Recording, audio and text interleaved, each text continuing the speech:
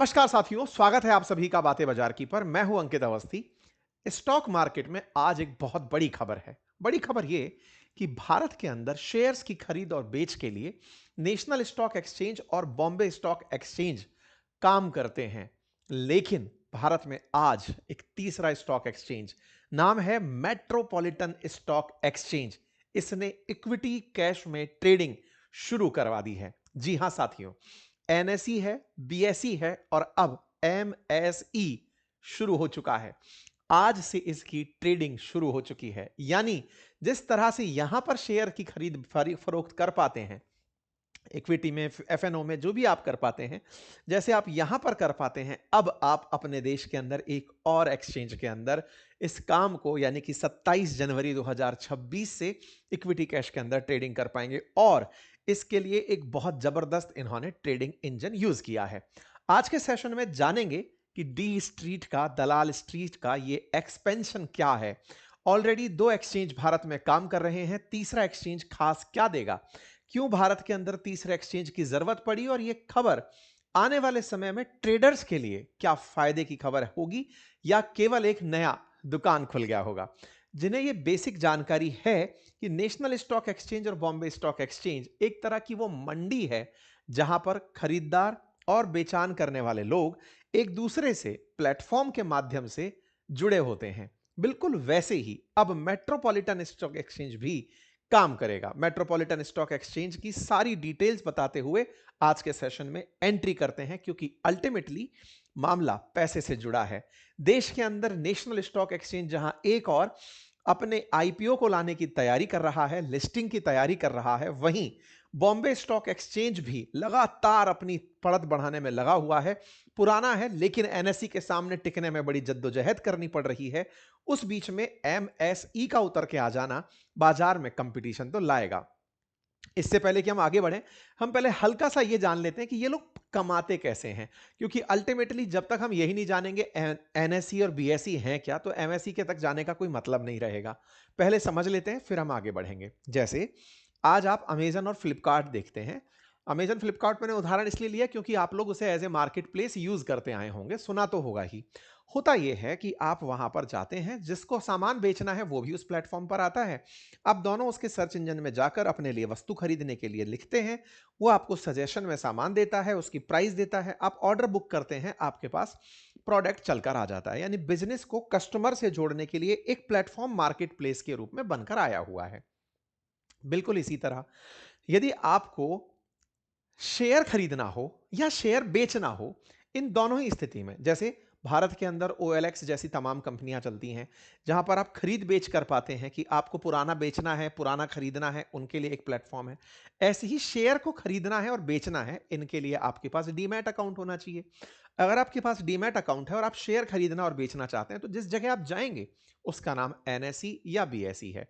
अब आप direct NSE BSE पर जाने की जगह कई बार उन प्लेटफॉर्म्स का यूज करते हैं जो आपको एनएसई बीएसई सब एक ही जगह लगाकर दिखा देते हैं। इन्हें ट्रेडिंग प्लेटफॉर्म्स कहते हैं। एंजल वन हुआ, जीरोधा हुआ, ग्रो हुआ, ये तमाम वो ट्रेडिंग प्लेटफॉर्म्स हैं जिनके थ्रू आप करते ट्रेड एनएसई अथवा बीएसई में है। हमारे देश के अंदर लगभग 95% का फ्यूचर एंड ऑप्शंस एनएसई पर ही ट्रेड होता है। यानी कि फ्यूचर ऑप्शंस के अंदर ट्रेड करने वाले लोग नेशनल स्टॉक एक्सचेंज के ही प्लेटफॉर्म का इस्तेमाल करते हैं। अर्थात हमारे देश के फ्यूचर एंड ऑप्शंस की खरीदार और बेचने वाले इस प्लेटफॉर्म पर प्रेजेंट रहते हैं। जैसे ऐसे समझा जाए कि अमेजन पर एक प्रोडक्ट ज्यादा बिक रहा हो, फ्लिपकार्ट पर एक प्रोडक्ट कम बिक रहा हो, ऐसे समझिए। वैसे ही बॉम्बे स्टॉक एक्सचेंज भी है। बॉम्बे स्टॉक एक्सचेंज पर भी शेयर की खरीद और बेचान होती है। लेकिन बॉम्बे स्टॉक एक्सचेंज पुराना स्टॉक एक्सचेंज है, नेशनल स्टॉक एक्सचेंज नया स्टॉक एक्सचेंज है। उसके बावजूद आज बाजार के अंदर जो वॉल्यूम ट्रेडेड हो रहा है, वो नेशनल स्टॉक एक्सचेंज पर बॉम्बे स्टॉक एक्सचेंज की तुलना में कहीं ज्यादा है। अब सवाल बनता है, ऐसा क्यों है? क्योंकि नेशनल स्टॉक एक्सचेंज के पास बहुत ज्यादा तकनीकियां हैं। तकनीकी कैसे? ये जिस तरह से ऑर्डर की डिलीवरी को तुरंत सुनिश्चित करता है, वॉल्यूम ट्रेड को जिस तरह से फैसिलिटेट करता है, बड़ी मात्रा में अपने पास वॉल्यूम हैंडल कर पाता है, इस वजह से लोगों ने ट्रेडिंग के लिए इन्हें ज्यादा प्रेफर किया हुआ है। जैसे कोई पूछे कि बताइए देश में ओला या उबर ज्यादा कौन सा चलता है, तो बाजार में जैसे ओला उबर सुनते हैं, स्विगी जोमेटो सुनते हैं, अमेजन फ्लिपकार्ट सुनते हैं, एयरटेल जियो सुनते हैं, ऐसे ही भारत में ट्रेड के अंदर दो कंपनियां प्लेटफॉर्म प्रोवाइड करती हैं। एक का नाम एनएसई है और एक का नाम बीएसई है। ये भी हमारे देश के अंदर उसी डुओपोली का हिस्सा है। लेकिन जिस तरह आपने इंडिगो के बारे में सुना था कि इंडिगो तो लगभग मोनोपोली कर गई थी और देश में एक विरोध उठा था कि नहीं साहब, एक कंपनी ही बाजार में राज ना करे या केवल कुछ सीमित दो कंपनियां ही राज ना करें, और देश में डुओपोली के विरोध में एक आवाज उठी। बिल्कुल वहीं से ही जोड़कर आप इसको समझिए कि ट्रेडिंग के लिए इंटरेस्टिंग पार्ट है कि ये दोनों ही प्लेटफॉर्म प्राइवेट हैं, मतलब सरकार इन्हें ऑपरेट नहीं कर रही है, रेगुलेट करती है। रेगुलेट तो हमारे देश में सब कुछ हो रहा है, तो बिल्कुल वैसे ही रेगुलेटेड है सेबी द्वारा दोनों प्लेटफॉर्म। इन्हीं प्लेटफॉर्म्स के साथ साथ अब आ चुका है तीसरा प्लेटफॉर्म, जिसका नाम है मेट्रोपॉलिटन स्टॉक एक्सचेंज। जैसे दो थे, अब तीसरा आ गया। अच्छा, अब आपके दिमाग में फिर सवाल आएगा, तो सर यहां पर जो कंपनी लिस्टेड हैं, उन लिस्टेड कंपनीज से इन्हें क्या फायदा होता है? ये बिल्कुल वैसे ही है जैसे अमेजन फ्लिपकार्ट को कोई सामान बिकता है तो उनका कमीशन मिलता है, ऐसे ही इन दोनों प्लेटफॉर्म को सामान जब कोई बिकता है, किसी के शेयर बिकते हैं, खरीदे जाते हैं, तो फिर यहां पर इन्हें फायदा होता है। सर कितने लोग कितना सामान यहां पर बेचने आते हैं? तो देखिए, देश की तमाम बड़ी कंपनियां इन दोनों प्लेटफॉर्म्स पर हैं। इन दोनों प्लेटफॉर्म्स की वजह से हमारे देश के अंदर बाजार जो इन पर ट्रेड हो रहा है वो $5 ट्रिलियन का है। दुनिया में चौथा सबसे बड़ा बाजार भारत का बनकर खड़ा है।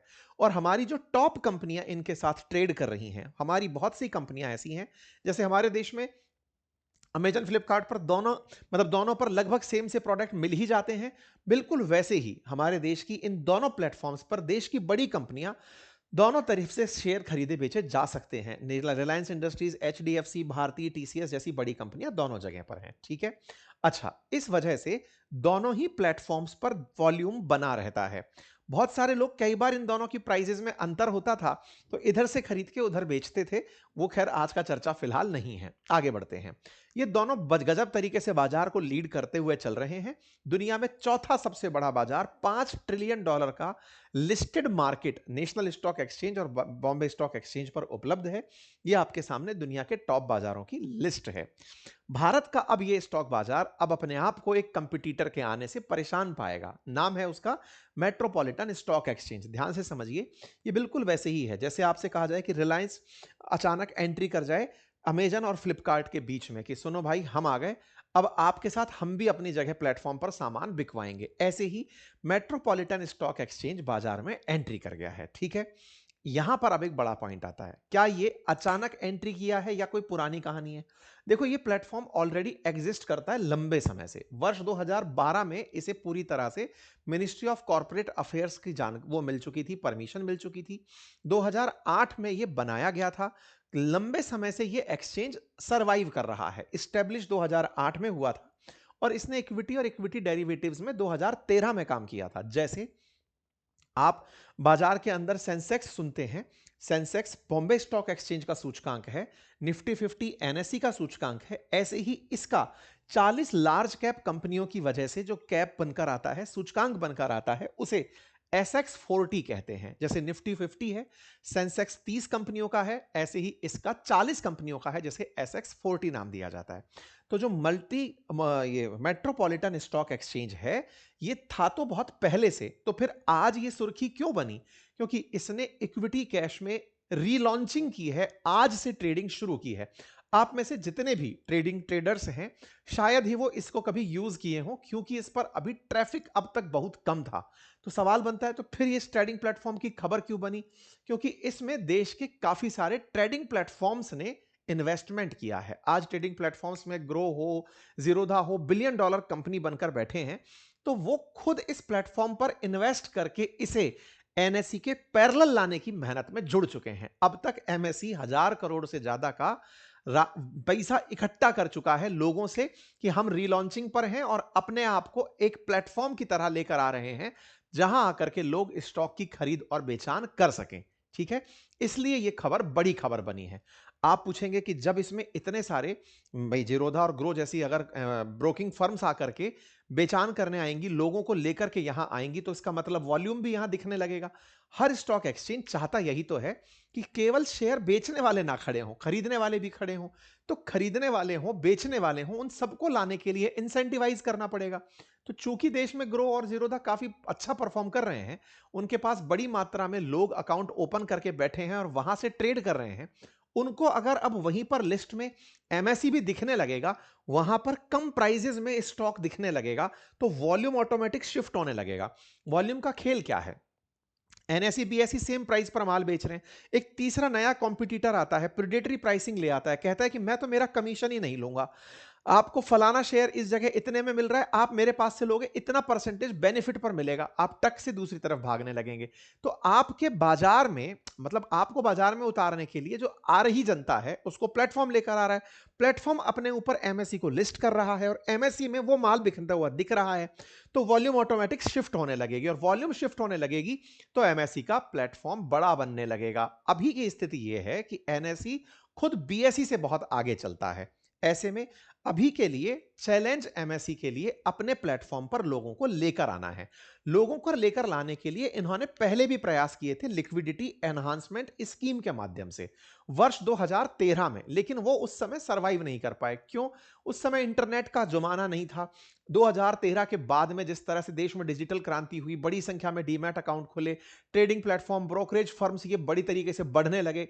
हमारे पिछले 10 साल में जिस तरह से डीमैट अकाउंट की संख्या बढ़ी है, लोग ट्रेड्स में इन्वॉल्व हुए हैं, तो उस समय पर मार्केट मेकर्स जैसे कि ब्रोकिंग फर्म्स या फिर बैंक ने एमएससी को ज्यादा अच्छा रेस्पॉन्स नहीं दिया था, यानी इन्हें कोई फायदा नहीं हुआ था अवेयरनेस की कमी के चलते।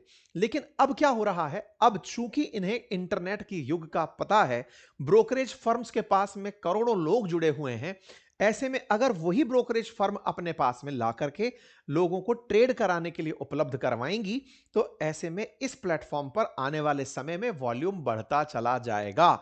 इससे होगा ये कि आने वाले समय में लोगों के पास स्टॉक परचेज करने के लिए एक और प्लेटफॉर्म भी उपलब्ध हो जाएगा। मुझे क्या मतलब है सर? अरे सर, आपको स्टॉक खरीदने में दिक्कतें क्या हो सकती हैं? अगर ये प्लेटफॉर्म उन्हें रिजॉल्व करता चला गया, तो हो सकता है जैसे बॉम्बे स्टॉक एक्सचेंज काफी सालों से था, दुनिया के सबसे पुरानों में से एक माना जाता है, उसके बावजूद 1996 के अराउंड नेशनल स्टॉक एक्सचेंज आया, पूरा वॉल्यूम खींचकर ले गया। ऐसे ही नेशनल स्टॉक एक्सचेंज के दौर में उसकी कमियों को दूर करते हुए अगर एमएससी आता है और वो आकर के उसके वॉल्यूम को खींचकर इधर ले जाता है, और ले जाने के लिए करना कुछ नहीं है, जिन ट्रेडिंग प्लेटफॉर्म्स पर ट्रेड हो रहा है वहां उसे दिखना है कि यहां पर स्टॉक इतने का है, तो लोग वहां पर निकलने लगेंगे। उसका जो सेटलमेंट है, ट्रेड सेटलमेंट है, फास्ट होने लगता है, कमीशन कम होने लगता है, तो ऑटोमेटिक लोग वहां पर चलना शुरू कर देंगे, और इस वजह से लिक्विडिटी एनहांसमेंट करने के लिए इन लोगों ने खेल किया है। ठीक है साहब, लेकिन हाँ, चैलेंजेस तो रहेंगे ही, क्योंकि पहले भी दिक्कत थी, पहले भी जब बॉम्बे स्टॉक एक्सचेंज था तब ये एंट्री नहीं कर पाए थे। आज की मैंने आपको स्थिति बता दी। बॉम्बे स्टॉक एक्सचेंज और नेशनल स्टॉक एक्सचेंज के बाजार के बारे में आपको मैं बताऊं तो नेशनल स्टॉक एक्सचेंज ऑलरेडी बाजार का 90 से 92% हिस्सा अपने पास रखता है, बॉम्बे स्टॉक एक्सचेंज 8 से 10% हिस्सा रखता है। एमएससी प्लेटफॉर्म के पास 1% से भी कम ट्रेडिंग वॉल्यूम फिलहाल है, लेकिन चूंकि ये आज से रीलॉन्चिंग कर रहा है और ट्रेडिंग प्लेटफॉर्म्स की वजह से कर रहा है, तो ये निश्चित ही टक्कर देने की स्थिति में होगा। आज इस बात का अंदाजा इससे लगा सकते हैं कि एमएससी का जो अनलिस्टेड शेयर है ना, उसके प्राइस में जबरदस्त उछाल आया है। अनलिस्टेड शेयर से मतलब, अगर एमएससी कल को खुद कभी लिस्टेड होने चला आए, जैसे नेशनल स्टॉक एक्सचेंज खुद लिस्टेड होने की तैयारी कर रहा है, मैंने पिछली बार भी बताया था, तुहिनकांत पांडे जी ने परमिशन दे दी है कि इस महीने तक एनओसी दे देंगे उन्हें। तो ऐसे ही कल को अगर एमएससी भी लिस्टेड होने आएगा, तो उसके पहले से ही अनलिस्टेड शेयर बिकने लगेंगे, तो उसके अनलिस्टेड शेयर्स के प्राइसेस में एकदम उछाल देखने को मिला है। क्यों? क्योंकि लोग इसको समझ पा रहे हैं कि इसके पीछे कौन खड़ा है, तो ये मार्केट के अंदर एंट्री तो करेगा। अब ये इनकी पूरी तरह से जो मार्केट में वर्चस्व बना हुआ है, हेजिमोनी बनी हुई है, इसे चैलेंज कर पाएगा या नहीं, इसके लिए काफी सारे चैलेंजेस होंगे, क्योंकि लिक्विडिटी कॉन्सेंट्रेटेड है, पार्टिसिपेट, ये तमाम चीजें हैं इनको चैलेंज करने के लिए। लेकिन हाँ, मार्केट के अंदर फिलहाल चर्चा इस बात की है कि दलालों के लिए, मतलब दलाल स्ट्रीट जो है, उनके लिए एक और एक्सपेंशन हो गया है कि एनएसई बीएसई और एमएसई भी आकर के साइड में खड़ा हो गया। मेट्रोपॉलिटन स्टॉक एक्सचेंज देश का तीसरा सबसे बड़ा स्टॉक एक्सचेंज बनने की तैयारी कर रहा है, और इसी वजह से सब जगह यहां पर चर्चाओं का दौर शुरू हो चुका है। सुर्खियां कब बनी थी? जब इन्होंने ग्रो के promoter billion brain garage venture के साथ और जिरोधा के जो कामत ब्रदर्स हैं उनका रेन मैटर इन्वेस्टमेंट से पैसे रेज किए थे, तब जाकर ये सुर्खियों में आ गए थे। कहा जा रहा है कि लगभग 1200 करोड़ के आसपास ये फंड रेज कर चुके हैं और इस मल्टी कमोडिटी एक्सचेंज स्टेक में मतलब जो स्टेक होल्डर्स हैं उनके नाम आप यहां पर देख सकते हैं कि कितने लोगों का यहां पर पैसा ऑलरेडी लगा हुआ है। इस वजह से इसका जो कमबैक है ये लोगों के बीच में, क्योंकि 1200 करोड़ का अगर आप फंड रेज करके आ चुके हो प्लेटफॉर्म को अच्छा बनाने के लिए, तो उम्मीदें की जा रही हैं कि ये आने वाले समय में कुछ मचा सकता है। परिणाम दो यहां पर 2x पिछले 20-30 दिन के अंदर स्टॉक के प्राइसेस एमएसई के बढ़े हैं अनलिस्टेड शेयर्स में। अगर आप भी चेक करना चाहें तो मैंने आपके सामने एक लिंक कमेंट बॉक्स में पिन किया है इनक्रेड मनी का, वहां जाकर आप देख सकते हैं। ₹7 का शेयर यहां पर टॉप गेनर के अंदर आपको दिखाई दे रहा है और इसने पिछले एक महीने में 89% का रिटर्न दिया है अनलिस्टेड शेयर में। आप यहां पर अगर इसे ट्रैक करेंगे तो आप इस आंकड़े को देख पाएंगे। आप यहां पर देख सकते हैं ₹7 का फिलहाल जो ये शेयर दिखाई दे रहा है, ये इतना तेजी से ग्रो करता जा रहा है। मार्केट कैप एमएसई का खुद का 7700 करोड़ रुपए का बन चुका है, क्योंकि अल्टीमेटली बाजार से उम्मीदें की जा रही हैं कि ये आएगा तो कुछ कर जाएगा। ठीक है, बाजार इसकी, और आप जाकर के प्रॉपर इस प्लेटफॉर्म पर इसकी सारी स्ट्रेंथ और वीकनेसेस भी पढ़ सकते हैं। बोर्ड ऑफ डायरेक्टर्स में कौन है, सीनियर मैनेजमेंट में कौन है, आप उन्हें देख सकते हैं। मैंने लिंक कमेंट बॉक्स में पिन कर दिया है, क्योंकि अल्टीमेटली लोग इसमें इंटरेस्ट ले रहे हैं कि आने वाले समय में एक बड़ा काम होने जा रहा है, जैसे कभी एनएसई हुआ था, क्योंकि इसके साथ में प्रमोटर्स अच्छे से जुड़ करके काम कर रहे हैं, इन्वेस्टर्स अच्छे से जुड़कर काम कर रहे हैं। तो अब ऐसे में बड़ा सवाल बनता है कि क्या भारत को वाकई में जरूरत थी क्या? हमारे 2 स्टॉक एक्सचेंज कम पड़ रहे थे क्या? तीसरे स्टॉक एक्सचेंज की हमें तो जरूरत नहीं थी, इन्वेस्टर्स को जरूरत नहीं थी, ऐसा सोच रहे हैं। लेकिन क्या है, आइए मैं आपको बताता हूं दुनिया के अंदर कैसे कैसे स्टॉक एक्सचेंज काम करते हैं। अगर हम बात करें वर्ल्ड वाइड स्टॉक एक्सचेंज की, तो एमएससी की तरह, मतलब हमारे देश में एमसीएक्स मल्टी कमोडिटी एक्सचेंज भी चलता है, हमारे देश में इंडियन एनर्जी एक्सचेंज भी चलता है। मतलब केवल एनएससी और बीएससी ही हमारे स्टॉक एक्सचेंज नहीं है, इंडियन एनर्जी एक्सचेंज भी चलता है। हमारे देश के अंदर multi commodity exchange of India भी चलता है, जिसे एमसीएक्स कहते हैं। ऐसे ही दुनिया की अगर हम बात करते चलें, जैसे अमेरिका की, तो अमेरिका में नेस्डैक चलता है, अमेरिका में न्यूयॉर्क स्टॉक एक्सचेंज चलता है, अमेरिका के अंदर अमेरिकन स्टॉक एक्सचेंज चलता है, एमसीएक्स जिसे कहते हैं। तो ऐसे अमेरिका में भी 2 से ज्यादा ट्रेडिंग प्लेटफॉर्म काम कर रहे हैं, यानी मतलब स्टॉक एक्सचेंज काम कर रहे हैं। ऐसे अगर हम चाइना की बात करें, तो यहाँ पर शेंजन स्टॉक एक्सचेंज चल रहा है, यहाँ पर शंघाई स्टॉक एक्सचेंज चल रहा है, यहाँ पे बीजिंग स्टॉक एक्सचेंज चल रहा है। तो जो बड़ी इकोनॉमीज हैं वहां पर 2 से ज्यादा स्टॉक एक्सचेंजेस काम कर रहे हैं। तो अगर इतने रिकॉग्नाइज्ड स्टॉक एक्सचेंज है, और आप चाहें तो और जापान का भी देख सकते हैं, यहाँ पे टोक्यो स्टॉक एक्सचेंज काम कर रहा है, नगोया स्टॉक एक्सचेंज काम कर रहा है, ओसाका स्टॉक एक्सचेंज काम कर रहा है। तो ये सारे के सारे प्रमाण हैं इस बात के कि जो हमसे बड़ी इकोनॉमीज हैं उनके पास 2 से ज्यादा स्टॉक एक्सचेंजेस हैं, ताकि लोगों को ज्यादा से ज्यादा लाया जा सके, स्टॉक्स की खरीद फरोख्त को आसान किया जा सके, मार्केट को मोर कॉम्पिटिटिव बनाया जा सके, मार्केट को ज्यादा इंसेंटिवाइज किया जा सके, लोगों को ट्रेड के लिए बुलाया जा सके। कुल मिलाकर के भारत के अंदर आज एक बड़ी न्यूज है, और ये बड़ी न्यूज आने वाले समय में काफी इंपैक्ट क्रिएटिंग हो सकती है। बाकी मैंने जिस प्लेटफॉर्म को आपके साथ लिंक में पिन किया है, आप उसे जाकर देख सकते हैं।